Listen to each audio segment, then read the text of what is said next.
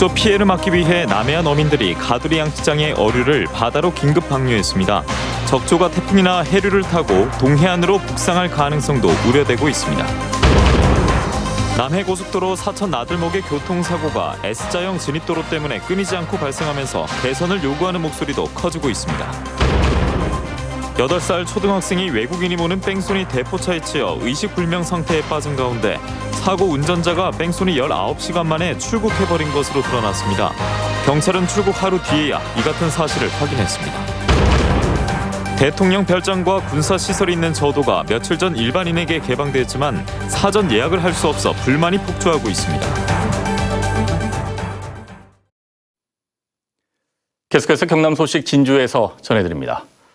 확산되는 적조 피해를 막기 위해 남해안 어민들이 가두리 양식장의 어류를 바다로 긴급 방류했습니다. 어민들의 불안이 커지고 있는 가운데 적조가 태풍이나 해류를 타고 동해안으로 북상할 가능성도 우려되고 있습니다. 보도에 신동식 기자입니다. 경남 남해군 미조면 앞바다의 한 가두리 양식장. 그물 속에 있던 조피 볼락치어 10만 마리를 바다로 내보냅니다. 어류 폐사에 따른 처리 비용을 줄이고 환경 오염을 방지하기 위해서입니다. 죽게 되면은 환경 오염이라든지 그 자원 자체가 사장되는 거기 때문에 방류를 함으로 인해 가지고 자원이 조성이 되고 어민으로 봐서도 도움이 될 것 같습니다. 적조 또는 이상 수온으로 물고기를 사전에 방류할 경우 농어업 재대책법에 따라 어가당 최고 5천만 원까지 작은 고기 입식비가 지원됩니다. 애써 키운 물고기를 방류해 어민들은 마음이 아프지만 어쩔 수 없는 선택입니다. 손해가 봐도 죽으면은 뭐 더 큰 피해가 생기니까 그래도 어쩔 수 없이 하는 겁니다. 뭐 알 수가 없죠. 바다는니까 지금 피해도 많이 생겼고 앞으로도 뭐 얼마나 더 많은 피해가 생길지는 모르겠지만은.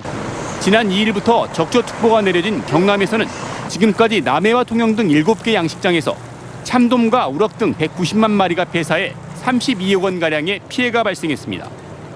더 큰 피해를 막기 위해 방제선과 작업선 등을 모두 동원해 황토를 뿌리는 등 방제 작업을 계속하고 있지만 적조는 사라질 기미를 보이지 않고 있습니다. 연안의 적조띠는 북풍을 받아 잠시 외해로 밀려났지만 다가오는 태풍과 해류를 따라 다시 확산될 가능성도 있어 어민들은 긴장을 늦추지 못하고 있습니다. MBC 뉴스 신동식입니다. 남해고속도로 사천 나들목의 교통사고가 S자형 곡각 때문에 끊이질 않습니다. 도로공사는 뒤늦게 도로 확장과 안전장치 보완 계획 등 개선책을 마련하고 나섰습니다. 김태석 기자입니다. 요금소를 빠져나온 차들이 속도를 높이기 시작하자마자 심하게 굽은 내리막 도로를 만납니다. S자형 도로에 당황한 운전자들은 갑자기 속도를 낮추느라 급정거를 하기도 하고 달리던 차선을 벗어나기 일쑤입니다. 제한 속도 40km와 감속하라는 표지판은 있지만 실질적인 효과가 있는 속도 측정기나 노면 감속시설, 도색 등의 장치는 없습니다. 다른 IC는 그래도 나가는 길은 다 이렇게 쭉쭉 뻗어 있는데 여기 커브가 있어서 좀 더 차선 바꾸기 내는 게 더 힘든 것 같아요. 지난 2007년부터 2년여 동안 이곳에서만 20여 차례 가까운 교통사고가 발생했습니다. 특히 트럭의 전복이나 화물 추락은 2차, 3차 사고로 이어져 사천읍 방향이나 진주 방향의 긴 정체를 유발하기도 합니다. 한 시민단체는 2013년 공사 이전인 직선 선용으로 원상복구하고 입체 교차로를 만들 것을 주장하며 도로공사에 여러 차례 공문을 보냈습니다. 또 당초 입체 교차로 설계가 평면 교차로로 변경된 과정과 공사 과정 등을 알아보고 이딴 교통사고에 대한 책임을 묻기 위한 수사를 촉구했습니다. 이를 방지하고 있는 행위는 미필적 고의에 의한 교통사고에 따른 살인미수 행위이므로 이 민형사적 책임을 있다 할 것입니다. 도로공사는 구분도로가 곡선 반경 기준에서 벗어나지 않고 공사는 지자체, 국토부, 인근 주민들과 협의를 거쳐 진행했다고 밝혔습니다. S자 곡선은 어디를 가나 있고요. 규정 속도대로 간다 그러면 전혀 문제가 없습니다. 그러면서도 올해 말까지 5억 원을 들여 일부 도로를 확장하고 감속을 위한 안전시설을 설치하겠다는 계획을 세워 늑장대처럼 비판을 피하기는 힘들어 보입니다. MBC 뉴스 김태석입니다. 민중당 진주시위원회가 진주시의 시내버스 증차 계획은 부산교통의 불법 운행 차량을 다시 운행할 수 있도록 합법화해주기 위한 특혜라며 관련 예산의 철회를 촉구했습니다. 민중당은 논평에서 시내버스 증차의 본차의 본질은 이 부산교통에 대한 특혜이고 범죄 행위라며 진주시의회는 증차 관련 추경 예산 16억 원을 전액 삭감해야 한다고 주장했습니다. 역대 최악의 미제 사건인 경기 화성 연쇄 살인 사건의 유력한 용의자가 특정된 가운데 경남의 살인 미제 사건은 10건에 이르는 것으로 나타났습니다. 경남경찰청 미제 사건 수사팀에 따르면 경남에서 발생한 살인 미제 사건은 2008년 양산 택시기사 살인 사건을 비롯해 2002년 창원 단독주택 10대 여중생 살인 사건, 2004년 진주 모텔 20대 여성 살인 사건 등 10건으로 모두 2015년 시행된 이른바 태완입법 적용을 받아 공소시효와 상관없이 범인만 특정되면 처벌할 수 있습니다. 창원에서 8살 초등학생이 외국인이 모는 뺑소니 대포차에 치여 의식불명 상태라는 소식 어제 전해드렸는데요. 사고 운전자는 뺑소니 19시간 만에 출국해버린 것으로 드러났습니다. 경찰은 출국 하루 뒤에야 이 같은 사실을 확인했습니다. 서창호 기자입니다. 지난 16일 오후 경남 창원시 진해구. 검정색 승용차가 갑자기 멈춰서고 운전자가 내려 이리저리 살펴봅니다. 8살 초등학생이 쓰러져 있는데도 아무 조치 없이 차를 타고 달아납니다. 경찰 조사 결과 이 운전자는 카자흐스탄 국적의 불법 체류자 20살 A씨로 확인됐습니다. 생필품을 마트에서 구입한 후에 이동을 하면서 충격이 된 상황이고 피해자 속도에 대해서는 40에서 50km 정도 추정하고 있습니다. A씨는 아이를 친 뒤 사고 지점에서 2km 떨어진 부산의 한 공단에 차를 버리고 사라졌습니다. 그리고 만 하루도 안 된 다음 날 오전 10시 반쯤 인천공항을 통해 카자흐스탄 옆 나라인 우즈베키스탄으로 출국했습니다. 경찰은 피해자 A씨가 우즈베키스탄으로 출국한 지 하루가 지나고 나서야 출국 사실을 확인했습니다. 경찰은 사고 차량이 대포차인 탓에 신원 확인이 늦어져 출국을 막지 못했다고 설명했습니다. 사고 차량은 대포 차량으로 확인되었고 사고 발생 이틀이 지난 뒤에 용의자의 일정 사항을 확인하였고 용의자는 범행 다음 날 출국했기 때문에 금가하지 못했습니다. A씨는 지난해 7월 30일짜리 단기 체류 비자로 입국했는데 국내에 불법 체류한 14개월간의 행적은 아직 확인되지 않았습니다. 경찰은 인터폴과 외교부의 수사 공조를 요청하는 한편 A씨의 국내 행적과 도주를 도와준 사람 등을 찾고 있습니다. MBC 뉴스 서창호입니다. 대통령 별장과 군사시설에 있는 저도가 며칠 전 일반인에게 개방됐습니다. 그런데 어떻게 된 일인지 사전 예약을 할 수 없다고 합니다. 부정석 기자가 취재했습니다. 저도 유람선 탑승 안내 홈페이지입니다. 클릭을 해도 연결이 되지 않습니다. 오전 9시부터 오후 5시까지 운영되는 안내 전화도 먹통입니다. 저도에는 군사시설이 있어 인터넷 사전 예약으로 표를 구하지 못하면 출입할 수 없습니다. 저도 유람선 업체를 직접 찾아가 봤습니다. 신청자가 많은 걸 예상했지만 사전 예매 사이트가 다운되고 항의 전화가 빗발칠 정도인지 몰랐다고 말합니다.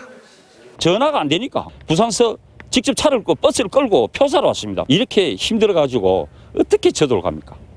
직원 14명을 현장에 투입했지만 제대로 대처가 되지 않으면서 인력 추가 배치 요구가 나오고 있지만 더 투입할 여력은 없다는 게 업체 측의 입장입니다. 100일 곱하기 600명 하면 6만 명입니다. 6만 명 곱하기 기존대로 2만 1,000원을 하면 12년입니다. 임금도 안 나옵니다. 업체를 선정하고 관리하는 거제시는 일시적인 현상이라며 대수롭지 않게 여기다가 취재가 시작되자 뒤늦게 대책 마련해 놨습니다. 인터넷은 지금 손을 다 받고 전화도 이제 좀 멘트가 나가도록 이렇게 조치를 해놓고 왔거든요. 47년 만에 일반인에게 개방되는 저도 유람선사의 안일한 대처와 개방만 하면 그만이라는 거제시의 방관 탓에 탐방객들만 불편을 겪고 있습니다. MBC 뉴스 부정석입니다. 미세먼지를 많이 배출하는 석탄 화력 발전소를 대체할 수 있다는 게 이 가스터빈 발전소인데요. 일본 제품 수입에 의존해오던 우리나라가 세계 5번째로 발전용 대형 가스터빈 독자 개발에 성공했습니다. 장영 기자입니다. 450개의 블레이드를 장착한 가스터빈이 최종 조립 공정을 거치고 있습니다. 국내 첫 발전용 대형 가스터빈이 탄생했습니다. 270메가와트급 가스터빈은 25만 가구에 전력을 공급할 수 있습니다. 두산중공업과 38개 대학과 연구기관, 기업체가 참여했고 1조 원이 넘는 개발비가 투입됐습니다. 미국과 독일, 일본, 이탈리아에 이어 우리나라가 세계 5번째로 독자 개발에 성공했습니다. 이번에 개발된 가스터빈은 올해 안에 성능 시험을 거쳐 김포 열병합 발전소에 공급돼 2023년부터 상업 운전에 들어갑니다. 가스 발전소는 석탄 발전소에 비해 황산화물과 총먼지 배출량은 없고 초미세먼지 배출량은 10분의 1 수준입니다. 정부와 업계는 2030년까지 석탄 발전소 20곳을 LNG 발전소로 바꿀 계획입니다. 친환경 LNG 발전소의 수요가 지속적으로 증가할 것으로 예상됩니다. 이에 국제과제로 추진하고 있는 발전용 대형 가스터빈 개발이 성공적으로 완료돼 일본 등에서 수입해오던 발전용 가스터빈을 국산화하면 2030년까지 약 10조 원의 수입 대체 효과가 기대됩니다. 향후 정부의 전력 수급 기본 계획에 국내 가스터빈 산업 생태계가 육성될 수 있도록 적극 노력하겠습니다. 두산중공업은 380메가와트, 100메가와트급 모델도 개발하고 수출 시장에 도전할 계획입니다. 북미 시장 그리고 사우디를 중심으로 한 중동 시장을 집중적으로 공략을 할 예정입니다. 2026년도를 기점으로 해서는 연매출이 약 3조 원 그리고 연간 3만 명 이상의 고용. MBC 뉴스 장영입니다.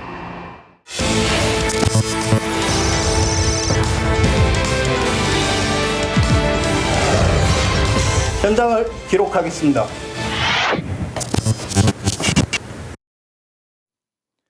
다음 소식입니다.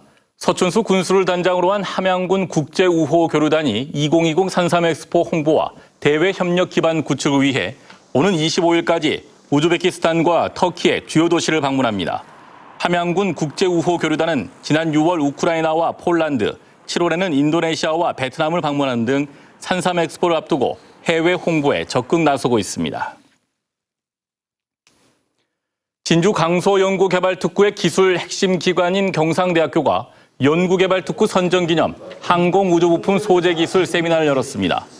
이번 세미나에는 경상대와 진주혁신도시 유관기관, 한국항공우주산업 관계자들이 참석해 강소연구개발특구의 비전과 향후 발전 전망, 국내 항공우주 산업의 현재와 미래, 우주부품 시험센터의 역할에 대해 논의했습니다.